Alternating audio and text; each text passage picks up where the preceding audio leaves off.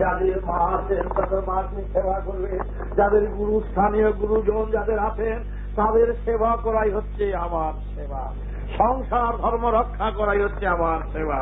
এবং সেই কর্তব্য বোধ করেই আমাকে জানালেই আমি খুশি হব। এইটি হলো আমার সেবা। আমার সেবা এই নয় ঘরের ছেলেকে বার করে আশ্রমে মাথা মুন্ডন করে গেরুয়া করে সাধু করে ছেড়ে দেওয়া আমার সেবা নয়। বাবার সেবা ভিক্ষুক তৈরি করা নয়। আমার সেবা মার বুক ছিনিয়ে দিয়ে আশ্রমে পাঠিয়ে দেওয়া আমার সেবা নয়। মার বুককে ঠান্ডা করা, মা বাবার বুককে শীতল করাই হচ্ছে আমার ধর্ম। সেই ধর্মের সাথে যুক্ত হয়ে আমার তত্ত্ব তোমরা ভুল করো না, ভুলে যাবে না। ধর্মের দোহাই দিয়ে আশ্রম যে করবে, ধর্মের দোহাই দিয়ে যারা পরগাছা হয়ে যারা সমাজের বুকে যেই গুরু মহানরা রক্ত চুষে দিচ্ছে তারা গুরু স্থানীয় নয়। বেদ বলেছেন তারা অসুর স্থানীয়। আমি তা করতে পারবো না। আমার শিষ্য সন্তানদের উপরে আমি পরগাছা হয়ে শিষ্যের মাথা হাত বুলিয়ে পয়সা রোজগার করবো, সেই দিন জিহ্বা কেটে ফেলে দেবো তোমাদের কাছে। আমি এই অপরাধ আমার এই রক্তে সেই অমর্যাদা করবেন না, না, না। সুতরাং তোমরা নিশ্চিন্ত ভাবে যত বাধা শুনো, যত ঝড় শুনবে, যত অপবাদ আমার শুনবে, আমি গঙ্গার পারে বাস করছি। এই শহরের যত আবর্জনা মহাগঙ্গা বহন করছেন, হিন্দুদের কাছে আজও গঙ্গা অপবিত্র হয়নি। আমি আবর্জনা মাথায় করে নিয়ে এগিয়ে চলছি। আবর্জনার ভিতর থেকে আমি সার খুঁজে বার করছি। জানো তো অসারি যে সার হয় তার থেকে আলো হয়, তার থেকে কত সুফল হয়। আমি অসারের ভিতর দিয়ে আমার পথ তৈরি করছি। তাই তোমরা সন্তান, বাবার আদেশ তোমাদের পালন করে চলতে হবে, সেই নির্দেশ বাধন তোমাদের চলতে হবে। তোমরা সংসার ধর্ম রক্ষা করবে এবং গুরুজনকে সম্মান দিয়ে চলবে এবং যেই অর্থ উপার্জন করবে সেই অর্থ তাদের তৃপ্তি করাই হচ্ছে তোমাদের প্রথম কাজ। আর বাদে পয়সা, বাদে কিছুর দ্বারা তোমরা নিজেদের অর্থ অপচয় করবে না। নেশা যেটা স্বাস্থ্যকর নয়, অস্বাস্থ্যকর, সেই নেশা বর্জন করবে এবং অযথা আলাপ করা, অযথা গল্প করা, অযথা কারো বিরুদ্ধে সমালোচনা করা সব ভাসিয়ে দেবে। কোন প্রয়োজন তোমাদের নাই। তোমরা প্রতি মুহূর্তে বেদের পূজারী, তোমরা বেদের সেবক। তোমরা এক মিনিট নষ্ট করবে না। সংসার ধর্ম রক্ষা করে সংসারের যতটুকু কাজ শেষ করে তোমরা সব এক গুরুর সন্তান, আমার পেটের বাচ্চা তোমরা। সেই হিসাবেই এক রক্তে তোমরা গড়া হয়েছে আজ আমার কাছে। সেই হিসাবেই তোমরা একত্রিত হয়ে ভাই বোনেরা তোমরা শুধু স্থির করবে কিভাবে বেদের প্রচারের মাধ্যমে কিভাবে বেদের সুরে সবাইকে আনতে পারো, তার চিন্তাই সব সময় করবে এবং অন্য কর্তব্য রক্ষা করবে। তাই তোমরা, তোমাদের কাছে আর কিছু বলার নেই। এই সমাজকে সুস্থ করো, সমাজের সেবা করবে। চারিদিকে দেখতে পাচ্ছ হাহাকার, চারিদিকে দেখতে পাচ্ছ নির্যাতনের পালা, চারিদিকে দেখতে পাচ্ছ অসুর দানবের খেলা। কিন্তু মনে রেখো, এই যে নাম তোমরা পেয়েছ, এই মহানাম রামনারায়ণ রাম, এইখানকার শুধু রামনারায়ণ রাম নয়, ওই মহাকাশের মহানাম থেকেই এখানকার রাম এবং নারায়ণের নাম হয়। ওই মহাকাশের কৃষ্ণ, ওইটা আরেক নাম হচ্ছে কৃষ্ণ বর্ণের নাম অনুযায়ী এখানকার কৃষ্ণকে সে কৃষ্ণ নাম রাখা হয়। মহাকাশের মহানাম মূলাধার থেকে সহস্রারের অনন্ত গতির পথের গতি, সেই সুরধার, সেই সুরেই তোমাদের নিয়ে নেওয়া হচ্ছে। সুতরাং তোমরা কোনো দিক থেকে কোনো কিছু না ভেবে তোমরা নিশ্চিন্ত পথে। আরো অনেক তোমাদের বলার ছিল, অল্প সময়ের ভিতরে এত কথা বলা সম্ভব নয়। তোমরা ভাই ভাই থেকে জেনে নিও। আমার ভাষণ, আমার তত্ত্ব অনেকে সংগ্রহ করে গ্রন্থাগারে বার করেছে, জেনে নিও। সেইগুলো পড়তে না পারলে পড়ে নিও। আর যে মন্ত্রগুলো লিখে দেওয়া হয়েছে যারা কাগজে কাগজে, যেটা পড়তে পারবে না, যারা দীক্ষা নিয়েছ আমার কাছে, তার থেকে তারা তোমরা জেনে নিও এবং পরে ছিঁড়ে ফেলে দিও। অনর্গল ভাবে জবাব করবে, কোন রকম সূচি নেই, অসুচি নেই। মৃত্যু যদি সর্ব অবস্থায় মরতে পারে, জন্ম যদি সর্ব অবস্থায় হতে পারে, দীক্ষাও সর্ব অবস্থায় হতে পারে। কালো সূচে তো দীক্ষা নেয় না, জানো তো? অসুচি তো দীক্ষা নেয় না। কালো সূচে মানুষ মৃত্যু হয় না, কালো সূচে জন্ম হয় না। জন্ম মৃত্যু যদি কোন রকম বাধা এটাতে যদি না আটকায়, দীক্ষা তো বাধাতে আটকাবে না। তোমরা যে সময় বেদ প্রচারে ছড়িয়ে দাও। মহাপ্রভুর অল্প বয়সে 42 বছরে মনে তিনি দেহ রেখেছেন। তার উদ্দেশ্য ছিল বিরাট, এই রক্তে যেন উদ্দেশ্য সফল করতে পারে। এই সফল মহাপ্রভুর সব চিন্তাধারা, তার আদেশ আর নির্দেশ তোমাদের উপরে ছেড়ে দিলাম। তার রক্ত, এই রক্ত আমি বহন করছি। এই রক্ত আমার রক্ত নয়, এই রক্ত মহাপ্রভু স্বয়ং তার রক্ত। তোমাদের কাছে ছেড়ে দিলাম এই রক্তের কথা। এই রক্তে বলছে যে মহাপ্রভু বলছেন জাতি ধর্ম নির্বিশেষে সবাইকে এক করো। আর আবার কোন বক্তব্য নাই। আমি গুরু সাজতে চাই না, আমি ভগবান সাজতে চাই না, আমি মহাকাশের একজন সাধারণ কর্মী। আমি তোমাদের সাথে ঘরের সন্তান হয়ে আজ 2-3 তলা করেছি, বাড়ি সত্যি কথা, নিজের ইট মাথায় দিয়ে আমাদের ঘরের ছেলে মেয়েদের শিক্ষা দিয়েছি। আমরা নিজেরাই রাজমিস্ত্রি, সুতার মিস্ত্রি, নিজেরা এই কাজ করে এই তৈরি করেছি। একদিন ছিলাম মাটির ঘরে, ছনের ঘরে, খড়ের ঘরে, দিনের পর দিন মাটিতে শুই। আজও আমি ফ্লোরে শুয়ে থাকি। সুতরাং তোমরা, আমি শিষ্যের মাথা হাত বলি এই পয়সা রোজগার করি না, আশ্রম করিনি, এটা তোমরা ভুল করো না, ভুল বুঝো না। আমি কোনদিন কারো কাছে, কোন শিষ্যের কাছে, কোন সন্তানের কাছে, কারো কাছে হাত পেতে বলিনি আমার ঘর তৈরি করতে হবে, আমার মাটি কিনতে হবে। আমি নিজে খেটে পরিশ্রম করে হাঁটাহাঁটি করে আমি কাজ করছি। একাধারে লক্ষ লক্ষ লোককে শিক্ষা দিচ্ছি, আর এক ধারে আমার কর্মজীবনের ভিতর দিয়ে আমি কাজ করছি। কর্মই আমার ধর্ম। সুতরাং তোমাদের কাছে আর কিছু আমার বলার এখন নেই, সময় আমার নেই। আমি এখানে গিয়ে একটু বসে পড়বো। এই সারাদিন রাত 24 ঘন্টার মধ্যে 1.5-2 ঘন্টা মাত্র বিশ্রাম, তারপর সারাদিন আমি মহাকাশের মহারাম। সবাই, সব সন্তান, বহু সন্তান তো আমার সবাইকে তো ইঞ্জিনের মতন টেনে নিতে হবে। আমি যদি পড়ে থাকি তাহলে সব বগিগুলো পড়ে থাকবে। সুতরাং তোমাদেরও কর্তব্য, বাবা যেন কাজ করতে পারেন, বাবা যেন তার পথ দিয়ে যেন আমাদের টেনে নিতে পারেন। সুতরাং আমি চাই সবাইকে আমার এই বগিতে আমার সুরে যেন সুর মিলিয়ে অনন্ত ধামে যেন নিয়ে যেতে পারি। তাই তোমাদের কাছে এই কথা আজ এই থাক। বলো সবাই রাম নারায়ণ। অনন্ত সূর্য তোমার রাম নারায়ণ।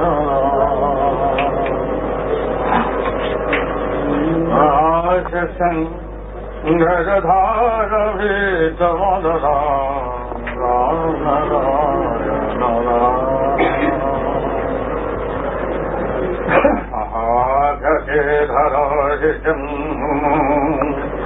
সরোষম হীরজন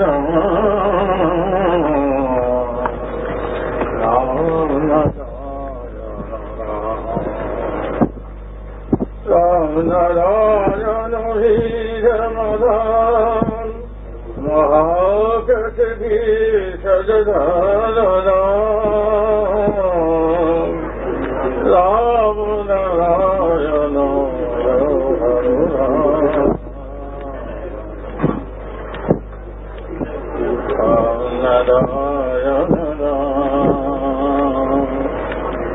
ত্রিশূল ধারণী নিজ হস্তে লিখিলেন অনাহত সেই নাম। মহাকাশের মহান তত্ত্বে মহান হস্ত বুঝে সেই নাম। আজ্ঞাতে রহিলেন থাকিলেন সেই সুরধাম, সেই সুরধন ভজিধাম। সেই মহাকাশের মহাসর্গ নারায়ণ রাম। সর্বশক্তি সর্ববর্তমান মহাকাশের মহারাম পয়োবরন্ধীশ্বরাধাম সর্বযত্র সর্বশক্তি বিদ্যমান একই অর্থে একই শিবে সেই রাম নারায়ণ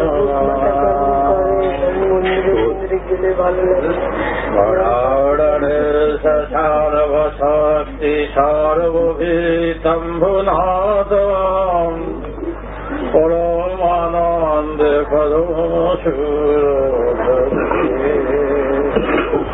তাই দাঁড়ে দাঁড়ে সর্বত্র করো সেই মহানাম মহান অর্থ বুঝে অর্থ সঙ্গীত সেই অর্থের নাম মহানাম নারায়ণ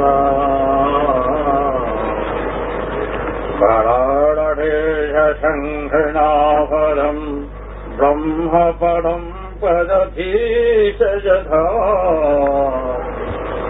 মহাকাশের মহান অর্থে মহাসুরনে সেই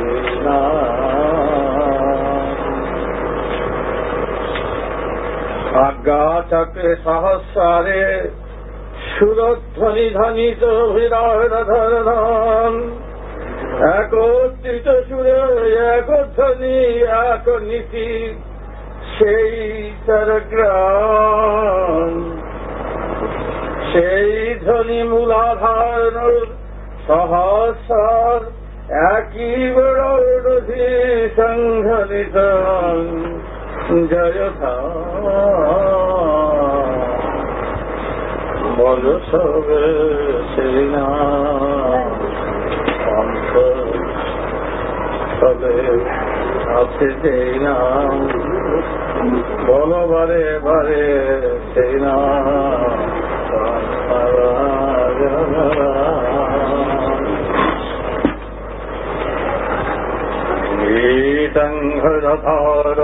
গীতংঘরধারধীরত্তধারদম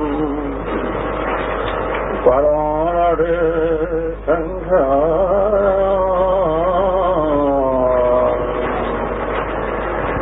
ঘরে ঘরে শ্রীরাম বিবাদ বিচ্ছেদ শত অপবাদ অপপ্রচার কাঁধে নিয়ে বলো সাথে করো সাথী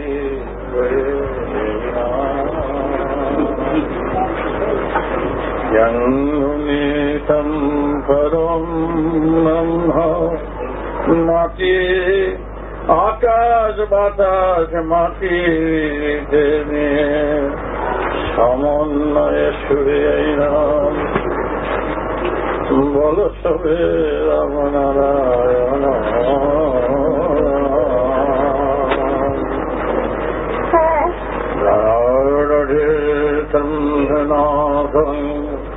জগৎ সূত্র ধরে সর্বার্থ বুঝে সর্বশাস্ত্রের সার কথা সারমর্মের বাণীর মহারাম মহাকাশের মহান তত্ত্বে রবিয়াছে যেই নাম সেই নাম এই নাম নারায়ণ ঘরে ঘরে করো এই মহানাম রাম নারায়ণ রাম জাগিয়ে তুলো জাগরণের সুরে নিজেদের কর উৎসর্গ মহানামের এই মহানামের ব্রতী হয়ে এই ব্রত করো সবাই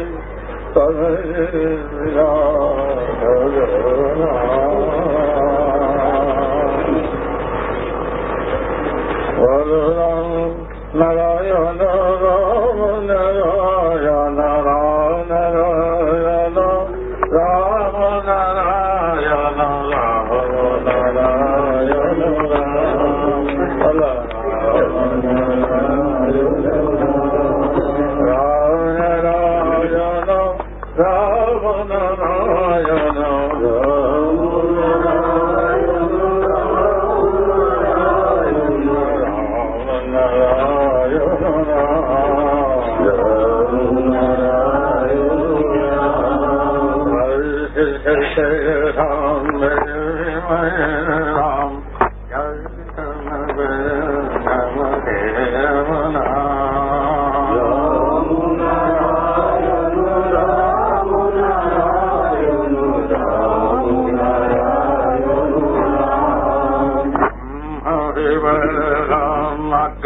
চক্রে মহারাম মহারামে মহারাম রাম নারায়ণ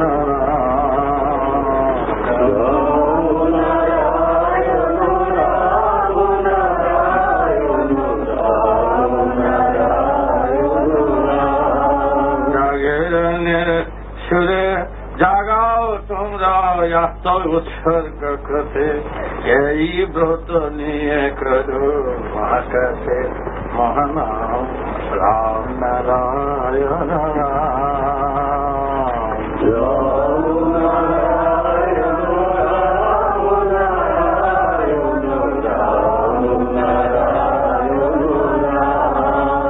ত্যাগের মাধ্যমে স্বার্থের ত্যাগে করো সবাই সেই মহাকাশের মহানাম মূলাধারে মহানাম তবে প্রধান রাম নারায়ণ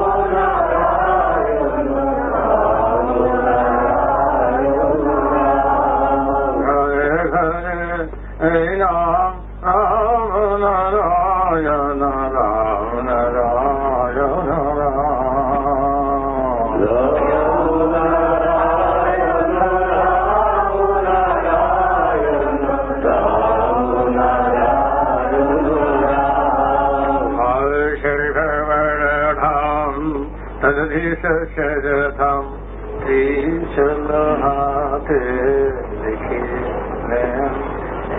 नाम राम नारायण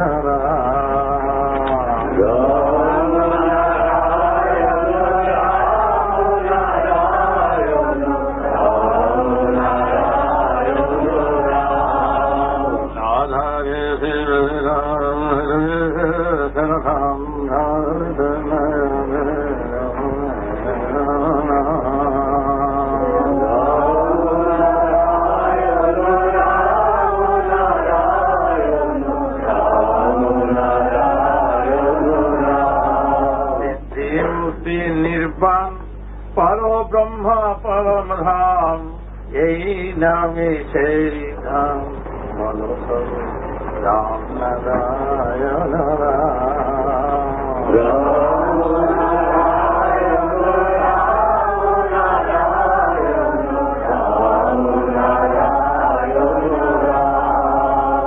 বেদের সার কথা বেদের সার মর্ম লিখিলেন শিব নিজ হস্তে ত্রিশূল হাতে করে বলিলেন জনসমুদ্রে তৌসিতে প্রথাম বিবিধ কল্যাণে এই মহানারায়ণ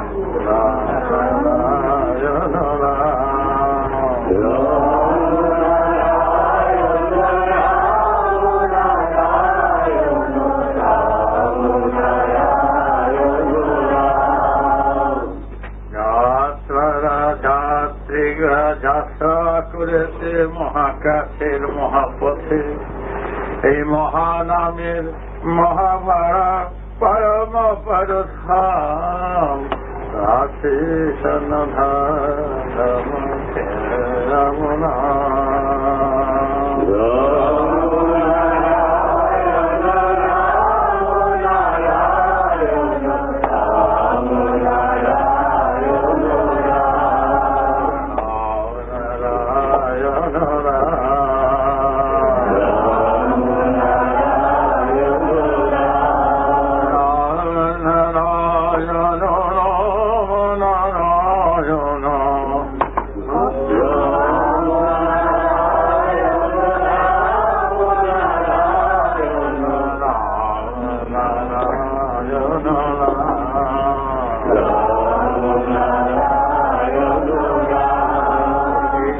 সূর্য এইভাবে গান গিয়ে যাবে সর্বত্র সর্ব জায়গায় এবং এই মহান অস্ত্র রাম নারায়ণ রাম এই অস্ত্রের মতন অস্ত্র নয় এই নাম যেদিকে গেছে সেদিকে ভাসিয়ে দিয়ে যাবে ভাসিয়ে দিয়ে যাচ্ছে এই শুদ্ধ পবিত্র মহাকাশের মহানাম মহান অস্ত্র বুধে এই মহানাম মহাসারগ্রাম জীবনাস্ত্র শুধু সংসার ধর্মটুকু রক্ষা করে মৃত্যু যখন আসে সেই মৃত্যুর পথে আগেই নিজেকে উৎসর্গ করে সেই গানের সাথের সাথী হয়ে দেখো বিনা যন্ত্রকে বাজিয়ে বাজাও সেই গানের গীতির গান সেই মহানাম সেই রাম নারায়ণ রাম তোমরা সাথের সাথী করে ভাসিয়ে দিয়ে যাও গ্রামে গ্রামাঞ্চলে সর্বদারে দ্বারে তাই তোমরা সর্ব অবস্থায় শত দুঃখ ব্যথা বেদনা এ যে তোমাদের জীবনের জয় গানের যাত্রার পথের সাথের সাথী এ কোনদিনই তোমাদের ছাড়বে না তোমরা এই সাথের সাথী করে তোমরা এগিয়ে যাবে মহানামকে সাথে নিয়ে এগিয়ে চলো পথিক এ যাত্রী যাত্রা করেছ মহাকাশের পথের পথে তাই তোমরা গান করবে নাম করবে এই একই নাম রাম নারায়ণ রাম বিরাট অর্থ বোধে এই নাম রাম নারায়ণ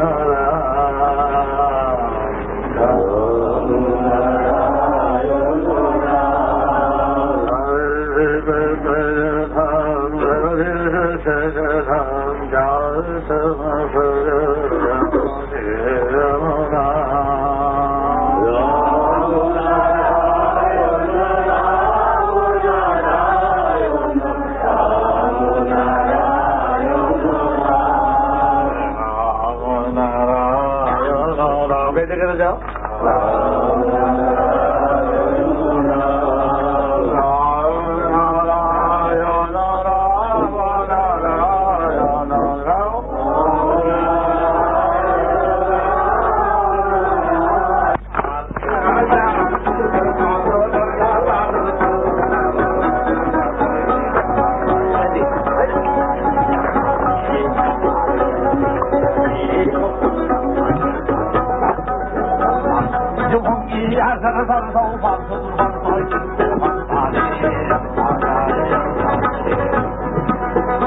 সবটা বলা হয় কিছু যে আমার কাছে সংবাদ করতো তো অনেক বছর পরে সেই আবার যখন 9 বছর বয়স সেই কথাটা মনে পড়তো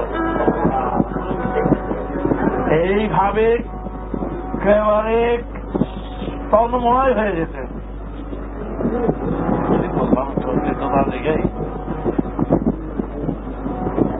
এই বলি বোল তালের বোল দিয়ে দিয়ে আর ওই ডুবে থাকতো একেবারে অনর্গল ডুবে থাকতো আর কোনো একটুখানি সিদ্ধি খেতে মনায় ফকির।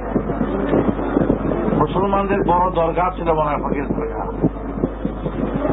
170 বছর বয়স। লোকনাথ বাবার সঙ্গে যাইতে হবে আমাকে বাংলাদেশ, তখন তার 170 বছর বয়স। এই বেচারা এই বয়সে এই সুর ছিল এবারে পাগলের মতো। আল্লাহ সেই একটুখানি এটা যে মনে আছে করতে পারি না, জানার না।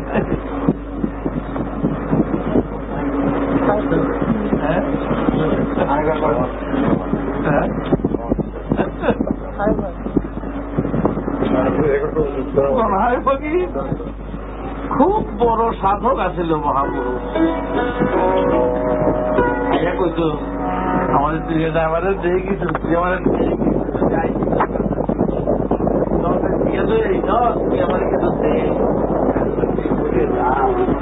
কোনটা কাপ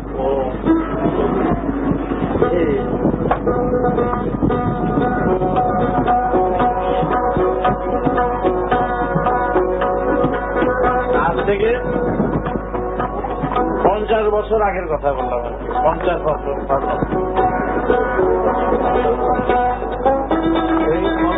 বসে থাকতো, আমার কাছে বলছো কই আমার দিবি না, আমার কিছু দে, এখানে ফুটিয়ে দে, এখানে আমার ফুটিয়ে দে।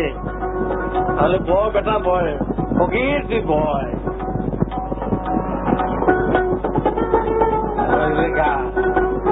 সিদ্ধি করতে সিদ্ধি বানাইতো আমার, তুই তো স্পর্শ করে দে, আমি স্পর্শ করে দিতাম, আমি থাকবো না, তুই স্পর্শ করে। আল্লাহ রে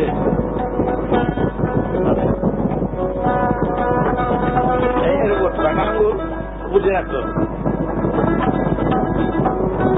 আপনার দিন খাতারা দেখা আমাকে আপনার দাদু আপনার দিন খাই সব ধরবা না। আল্লাহ আল্লাহ আল্লাহ আল্লাহ রে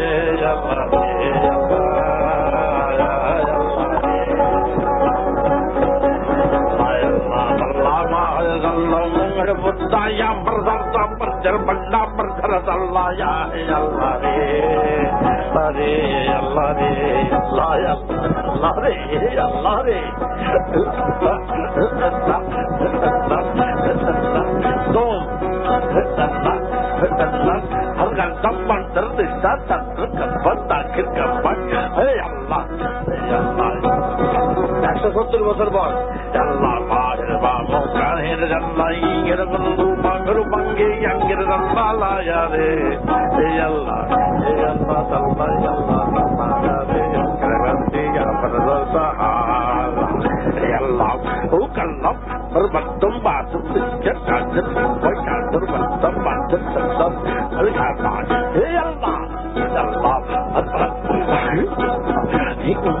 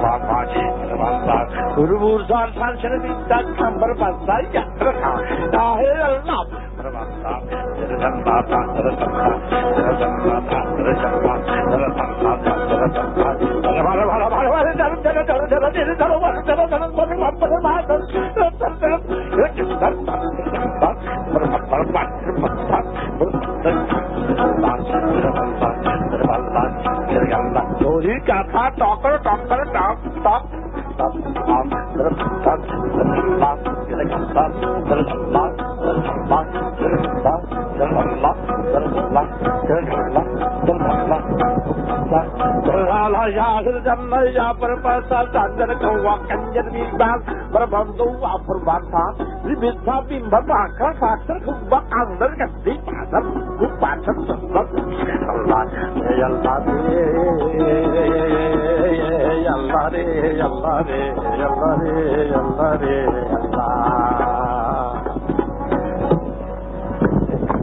এদিকে আমার তখন 9 বছর বয়স। এতদিন পরে সেই কথাটা মনে পড়লো। আজ এই দোতরা বাজারে যখন ওদেরই বংশের রাষ্ট্রপতি আমি কথাটা মনে করে দিলাম, তোমাদের সঙ্গে দাদা দেখা হলো না, আমারও তো ঠিক তেমন জানা সেই ও যেটা বলেছে সেই ধরনটা আমি শুধু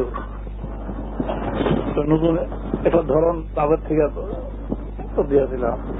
আসাদুদ্দিন খান তিনি শক্তি হতে গেল, এই যুগে গেল, তারপরে মনাই ফকির এই নিয়ে চলে গেল।